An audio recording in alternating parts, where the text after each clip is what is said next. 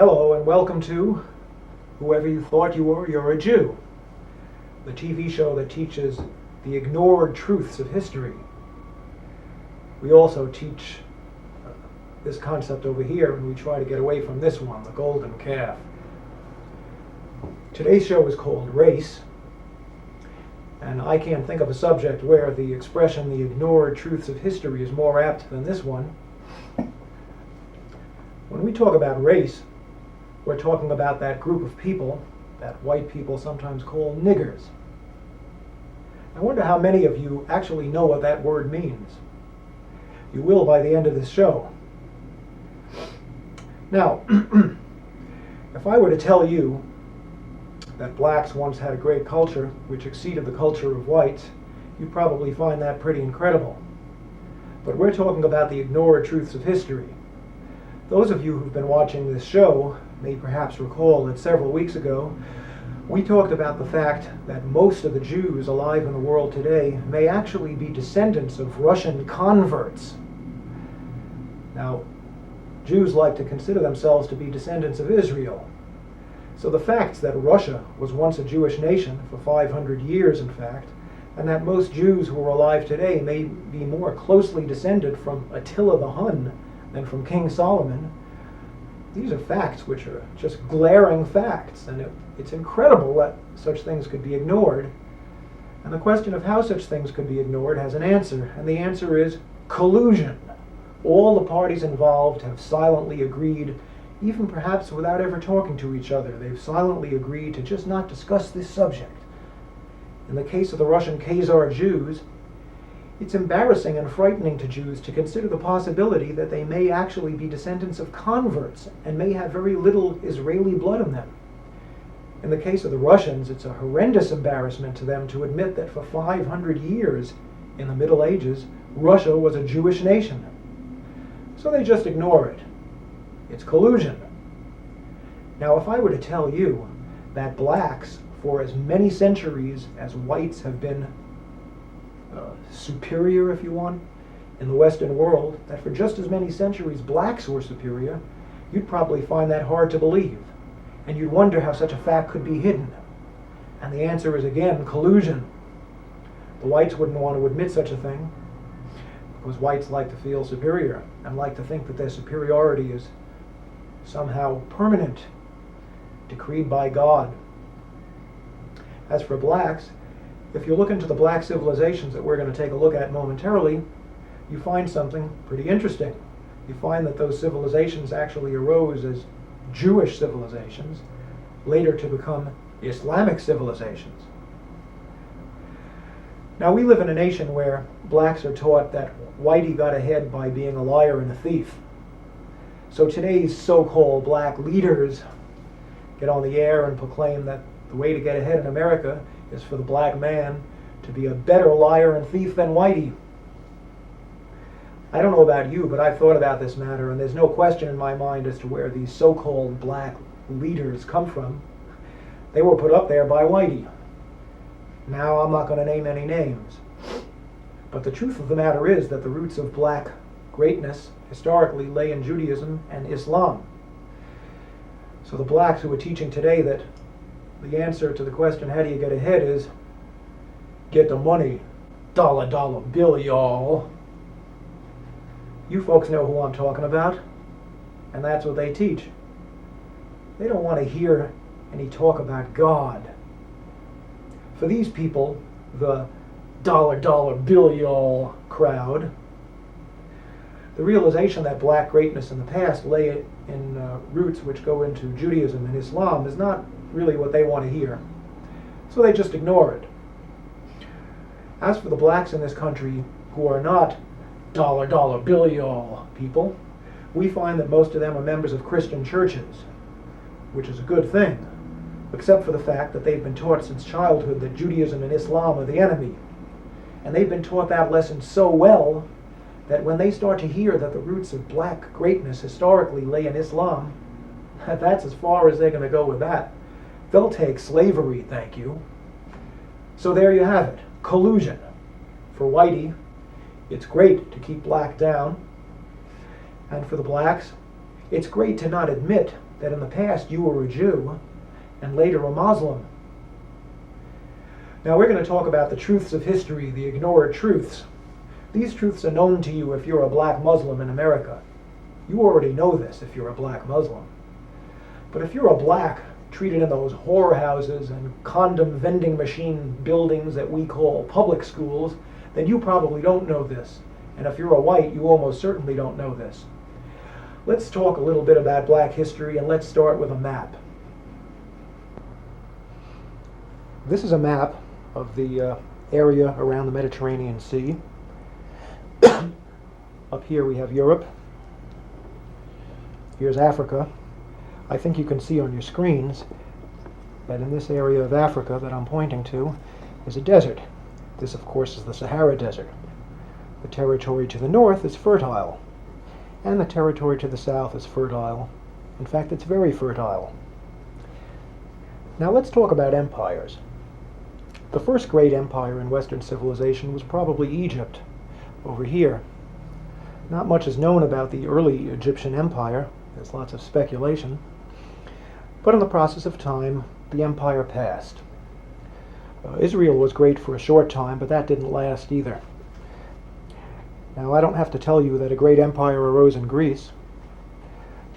Most historians of intellectual Western history trace the history of Western intellectualism to Greece. Now, the Greek Empire didn't last too long, a number of centuries. One could reasonably ask why Greece became so great and why it was unable to hold on to its greatness. One could write whole books on that subject, and I'm sure that lots of such books have been written. But the fact of the matter is that for whatever reason, the Greek Empire rose, the Greek Empire fell. Subsequently, Western civilization moved over here to Italy. That's, of course, what we now call the Roman Empire. The Roman Empire at its peak stretched from Spain all the way around the Mediterranean, encompassing Arabia and parts of northern Africa. The Roman Empire lasted longer than just about any other, better part of 1,000 years, but in the process of time, Rome passed as well. There was a Persian Empire, which had its roots over here in Persia, actually over here, Iran. The Persian Empire at its peak stretched from Egypt, encompassing most of the Middle East, just about up to Greece. And the Persian Empire passed as well.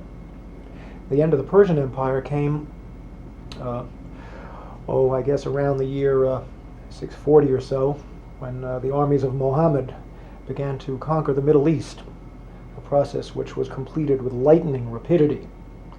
So the next great empire was the Empire of Islam, an empire which, in many respects, has not ended to this day. It arose in Saudi Arabia, immediately conquered the entire Middle East, conquered Persia. The Persian Empire was Zoroastrian in religion. They got rid of that, replaced it with Islam. They tried desperately to get into Europe at this end and failed, but what they did do was they came across North Africa, and North Africa fell to the Muslims. It fell quickly, so that by the year 710, they were over here at the Straits of Gibraltar. That was only, about 60 years after the death of Muhammad. It took them only 60 years to conquer the entire Middle East and get over to this point right here. This puts us at the year 710 AD. Now in the year 710 AD, a fellow by this name, let's get him to stand up a little better, Tariq ibn Ziyad, means Tariq the son of Ziyad. Tariq was, I believe, a Moroccan. This is Morocco over here. In other words, he was a Moor, a man from Morocco. This whole North African empire, Islamic empire, came to be called the Moors, or in Shakespeare, the Blackamoors. Sounds like we had some black people there, huh? Tariq took the armies of Islam across the Straits of Gibraltar and landed on the Rock in the year 710 AD. You'll never guess what he did next. He burned the boats. He made up his mind that if his armies of Islam could not conquer Spain, they weren't going home.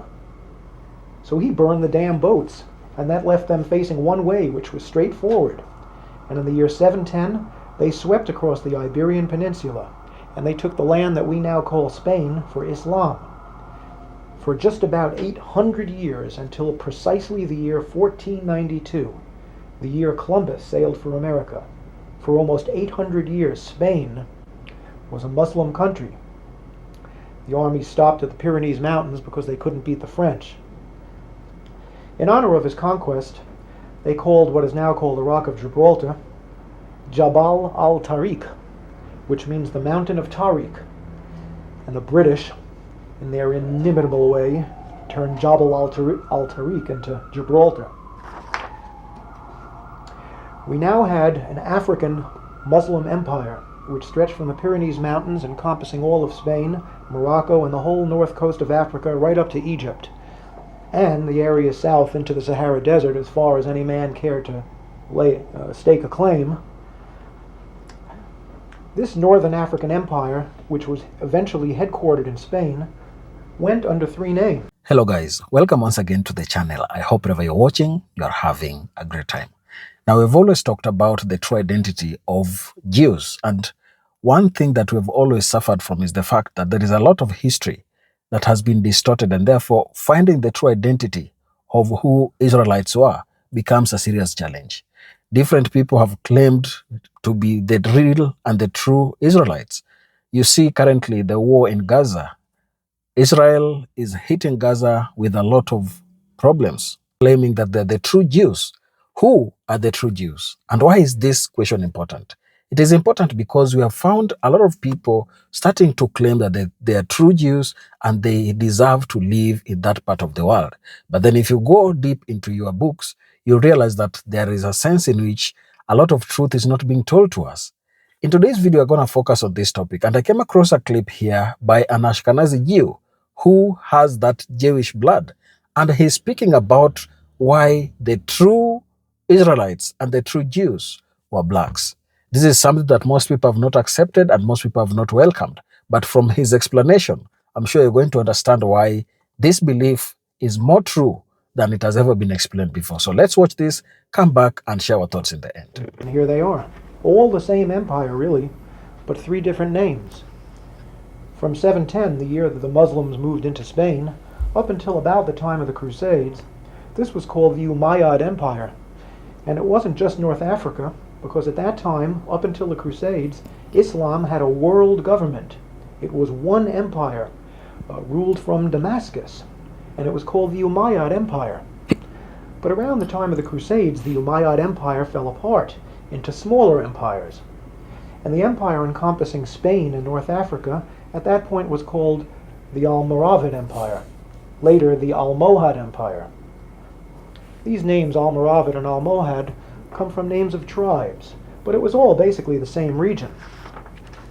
This area, from Spain, North Africa, all the way to Egypt and well into the Sahara Desert, an area just about the size of Western Europe.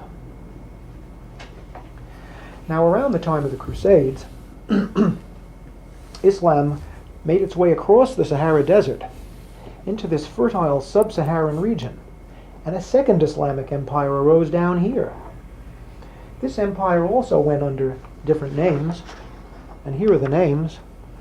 Originally it was called Ghana, but not the Ghana of today. A huge mass of land, which we're going to show you again in a minute. Later it came to be called the Kingdom of Mali. And finally, at around the time of Columbus, it was called the Kingdom of Songhai, Songhai being the name of an African tribe which conquered the territory. Three different names, but all really the same kingdom. A kingdom comprising the area from Senegal over here, all the way across the fertile sub-Saharan region to Chad, and well into the Sahara Desert. Again, an area almost the size of Western Europe. Now, I don't know if you can see it on your screen, but I'm pointing now to a river. This river flows from the mountains coming originally from Senegal, first east and then south. It's called the Niger River. And along the shores of the Niger River arose a civilization which eventually became the center of civilization in the Western world. Its headquarters was here. This is a city called Timbuktu. To those of you who are not familiar with this history, it might sound a little like a joke. Timbuktu. Timbuktu, at the time that Columbus sailed for America, was the center of Western civilization. Right here in the heart of Africa, on the shores of the Niger River. In other words, this was a city of niggers, some people would like to call them. But they outdid Whitey. Europe at this time was a mess. There was no real civilization to speak of. The Renaissance was just starting at the time that Timbuktu, down in the heart of so-called darkest Africa, was the center of world civilization. Sounds impossible, doesn't it? Not only is it possible, it was true. And if you don't believe it, look it up in any encyclopedia. It's just another one of those ignored facts of history. And again, as I said at the outset of this program, the reason that the historians are able to get away with this is collusion. All the parties involved would just as soon not think about it. Now, before proceeding, I want to show you a few books. This book is called From Babylon to Timbuktu, written by Rudolph Windsor. I've spoken to Rudolph Windsor a few times. He's a great writer, and he takes the history of the sub-Saharan black empires as well as the northern Saharan black empires and makes them very readable. All the information in this book can be verified in any encyclopedia, but it's more interesting to read it here.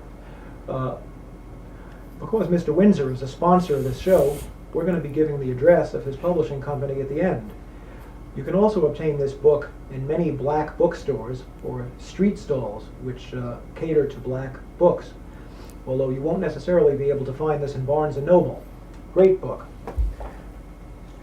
Here's another book which is a big source of information for me. It's called World's Great Men of Color.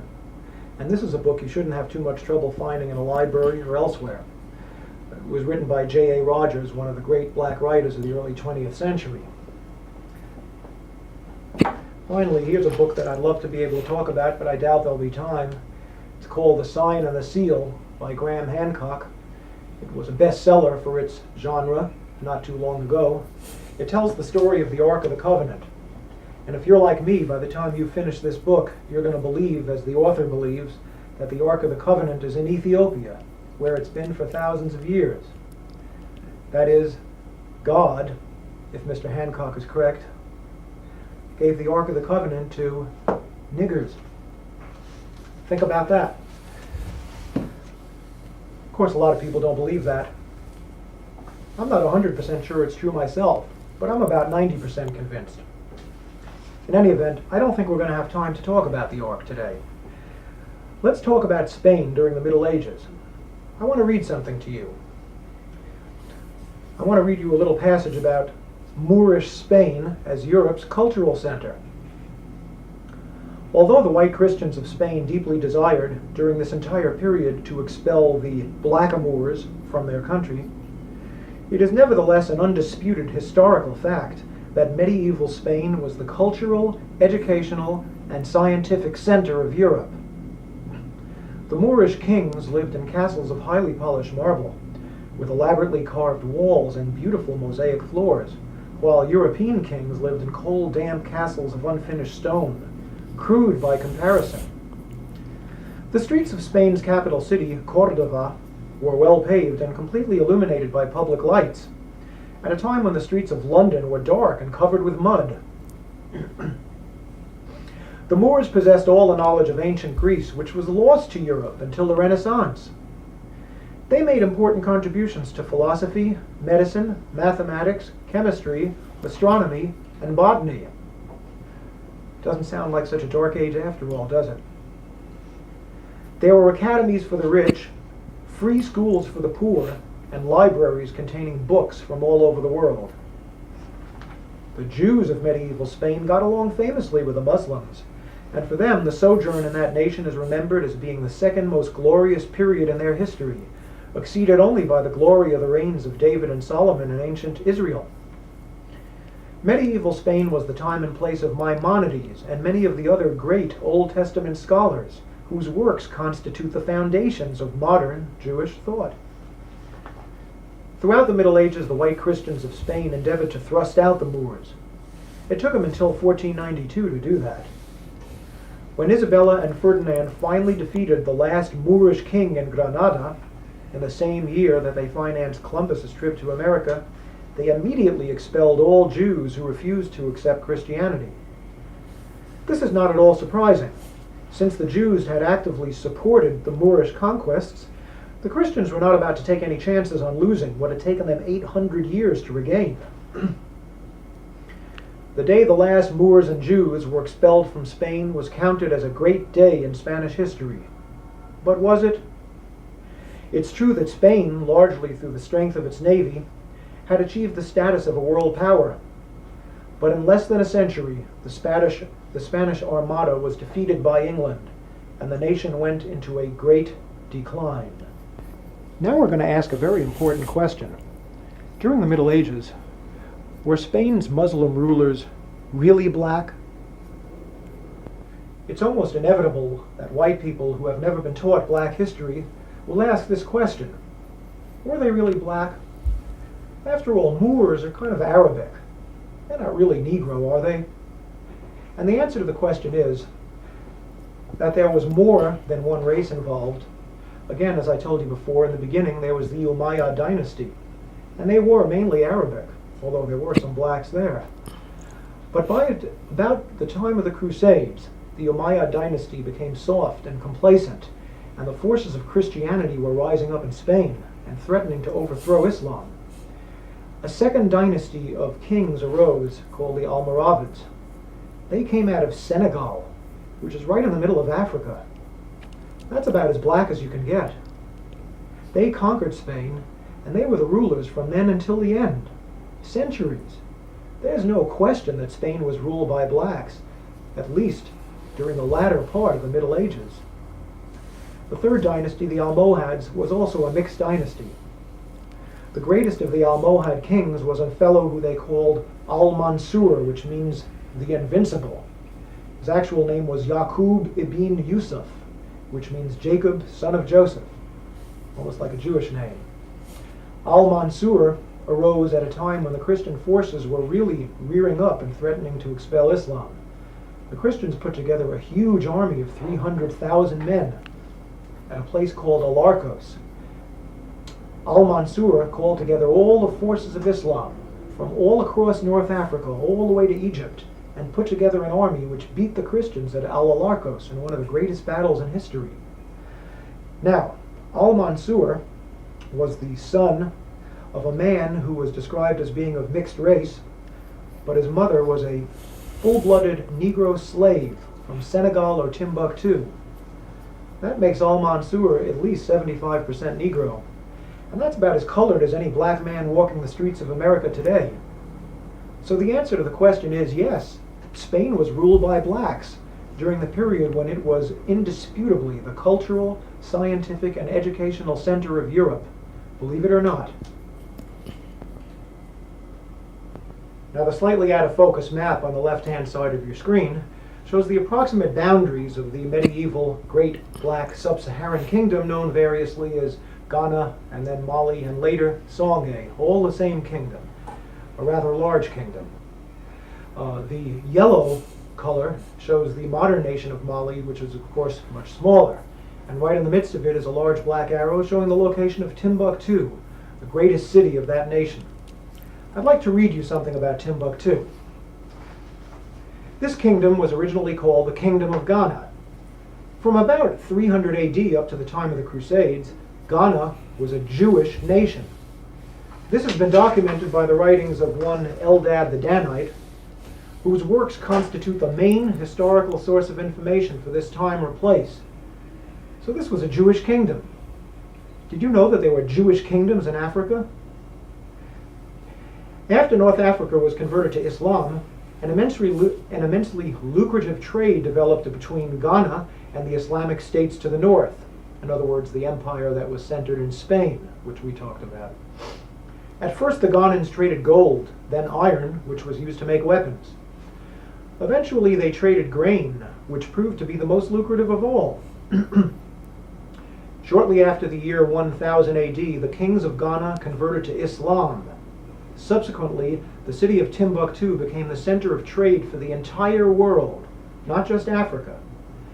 At that time in history, movement of goods across Europe from land was out of the question, because Europe was a collection of warring barbarian states.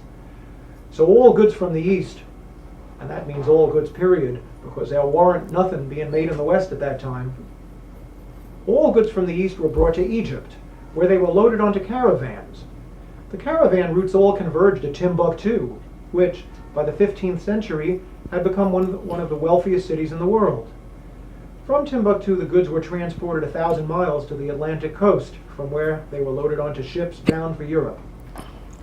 In the 14th century, the University of Sankore was founded at Timbuktu, and this city began to become one of the world's leading centers of academic learning. Ghana, which by then was known as Songhai, came to be known as the Mecca of the Sudan. By the year 1500, this empire in the heart of so-called darkest Africa had become the center of the Islamic world, at a time when the Renaissance in Europe had barely begun. The students of Timbuktu were sent out to the great Muslim universities of Spain, North Africa, and Asia, and the learned men of all races and nationalities were paid handsomely to come into Timbuktu to teach. The commodity which came to be the most profitable object of trade in Timbuktu was not gold or silver or grain, but books. It has been written that there were more books in the library of the University of Sankore than in all the libraries of Europe combined. It is also said that the entire body of male free citizens was literate. Leadership and authority were in hands of the learned scholars of the city. There was a legendary 14th century Muslim traveler named Ibn Battuta. He's kind of like the Marco Polo of the Arab world. And this is what Ibn Battuta had to say about Timbuktu, and I quote, "The inhabitants had a greater abhorrence of injustice than any other people. Neither the man who travels nor he who stays at home has anything to fear from robbers or men of violence." The driving force behind these developments was God and nothing else. Timbuktu arose as a Jewish empire and blossomed under the banners of Islam. There's no question about what the source of greatness was, not black skin color, but God. So maybe you're starting to understand what I mean when I say whoever you thought you were, you're a Jew. We're out of time now. Please tune in next week when we're going to talk about the relationship between God and enlightenment. Are there two different ultimate realities, or are these two the same? Or maybe they're both wrong. If you want to know the answer to the question, tune in next week and find out. Thank you, and goodbye. Now, welcome back to the channel. Listening to him, you're going to realize that there is a lot of truth that he has. And I can tell you that a lot of history that we are learning in our schools, much of it has been whitewashed, and much of it do not reflect the true identity on the ground. They don't really reflect the truth that has ever existed. For example, we are seeing that blacks have for years been taught that they are inferior. They have been taught that they do not deserve to own anything or even to be accorded any respect by humans. Because if you look at how they were treated during slavery, it seems like they did not have any form of right that any human being should respect. And that is why I tend to say that some of these clips are coming out to help save us.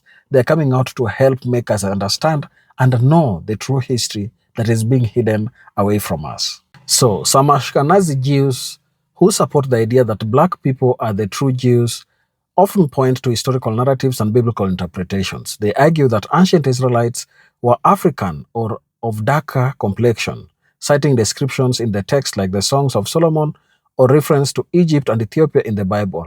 They claim that the transatlantic slave trade scattered these true Israelites across Americas, aligning with biblical prophecies about the scattering of God's chosen people. These believers assert that European Jews, including Ashkenazi, are not the original Jews but converts or imposters, often referencing the Khazar story, which suggests Ashkenazi Jews descend from a Turkic people who converted to Judaism in the Middle Ages. Though widely debunked by genetic and historical evidence, this theory is used to challenge the legitimacy of Ashkenazi Jewish identity and claim that black people are the rightful heirs of their Israelite lineage. They also argue that history has been manipulated to erase black contributions and identity. Colonial powers and Eurocentric scholars, they claim, rewrote history to portray Africans as inferior, stripping them of their heritage as God's chosen people. This includes altering biblical narratives, maps, and artifacts to favor a white or European image of ancient Israelites, while ignoring Africa's civilizations like the Kingdom of Aksum or Great Zimbabwe. This perspective often ties to broader themes of systemic racism, where historical narratives were crafted to justify slavery and colonialism. By framing black people as inferior, these manipulated histories supposedly disconnect them from their divine legacy, reinforcing white supremacy. Proponents point to suppressed texts like the Apocrypha or Ethiopian Bible as evidence of a more African-centered Jewish history. While this belief is held by a small minority, it draws from a mix of biblical literalism, Afrocentrism, and distrust in mainstream historical contexts. As such, the idea persists in some circles, fueled by a desire to reclaim a powerful identity for black people. So if you look at what the Eurocentric version of history has always taught us, it has always given us a meek version of a black person. Blacks were supposed to be slaves. Blacks were supposed to be used by others. Blacks were supposed to be a people who are not respected by anybody, and therefore they don't deserve of anything. And then they went and drew a white Jesus, came and built churches in Africa and used this white portrait to put him as being that of a true Jew. And that really tells you that Jesus Christ and everything else that has ever been told in the Bible represents black history, as it were. It is all talking about blacks and how their identity has always been misused by whites at the expense of their own growth. Share your thoughts down in the comment section, and if you're watching us for the first time, please remember to subscribe to the channel, like the video, and share. Thank you, and let's meet on the next one.